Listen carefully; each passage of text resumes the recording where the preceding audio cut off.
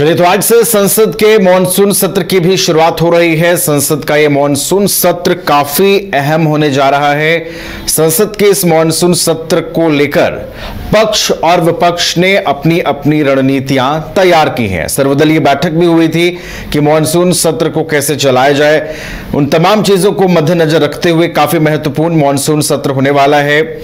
Pahalgam, operation सिंदूर समेत कई ऐसे मुद्दे हैं जो सदन के अंदर और बाहर छाए रहेंगे।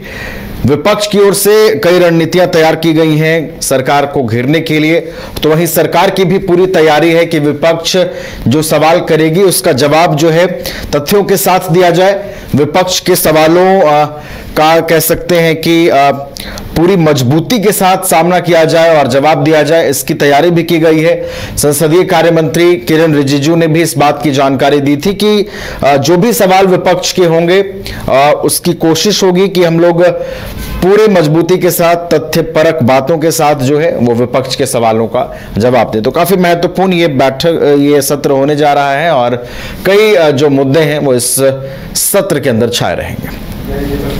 हमारे साथ दीपक हैं, दिल्ली संवाददाता, फोन लाइन पर, उनका रुख करते हैं। दीपक, देखिए, आज से संसद के मॉनसून सत्र की शुरुआत हो रही है। दीपक, कई ऐसे मुद्दे हैं जो सदन के अंदर और बाहर छाए रह सकते हैं, कौन से वो मुद्दे होंगे दीपक? देखिए, आज से मानसून सत्र की शुरुआत हो रही है और इस मानसून सत्र का इंतजार जो है तमाम जो नेता हैं उनको थी। सत्ता पक्ष और विपक्ष जो है वो लगातार इस सत्र का इंतजार कर रहा था। ऐसे में आज से इस शुरू होने वाले इस सत्र में जो है कई ऐसे मुद्दे हैं जिसको लेकर चर्चाएं होंगी। खासतौर पर विपक्ष के जो सवाल हैं उन सवालों का जवाब लेने के लिए विपक्ष लगातार इंतजार में खड़ा है। विपक्ष लगातार इस बात की आशंका और जो चेतावनी है वो सत्ता पक्ष को लगातार दे रहा था कि जो सवाल उनके हैं उन सवालों को सही तरीके से कब तक जो है सत्ता पक्ष के जो नेता हैं वो चुप्पी ढाल के जो है वो रह सकते हैं, क्योंकि कई मुद्दे जो लगातार विपक्ष उठा रहा है उसमें मणिपुर जैसे मामले हैं, उसके साथ साथ बिहार इलेक्शन में जो वोटर्स के साथ जो SIR वाला जो मुद्दा है उसको लेकर लगातार मुद्दे चल रहे हैं।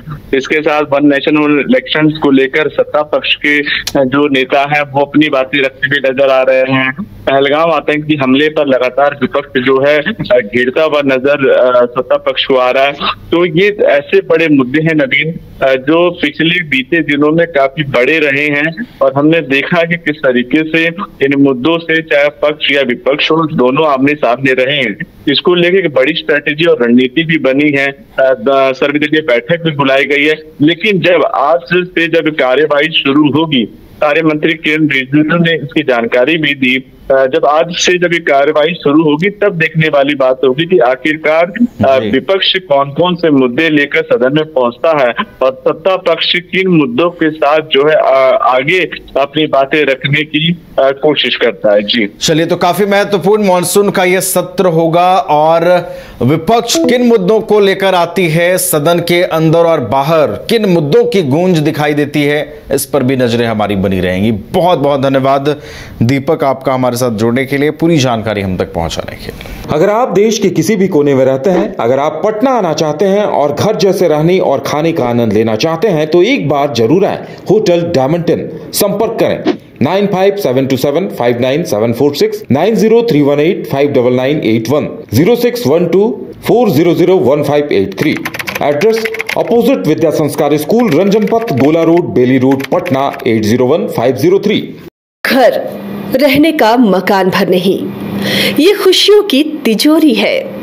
दरवाजे पर दस्तक देता पड़ोस, खिड़कियों से उमड़ आता आसमां, तारों में उलझी ऐसी ना जाने कितनी दास्तां। कहती हैं चले डायमंड सिटी, एक सफर हम सफर के साथ अपने घर तक। Diamond city, life long bonding, 500 से ज्यादा खुशहाल डायमंड परिवार। जल्दी करें, सिर्फ 200 फ्लैट बाकी। आज ही बुक करें अपना आशियाना।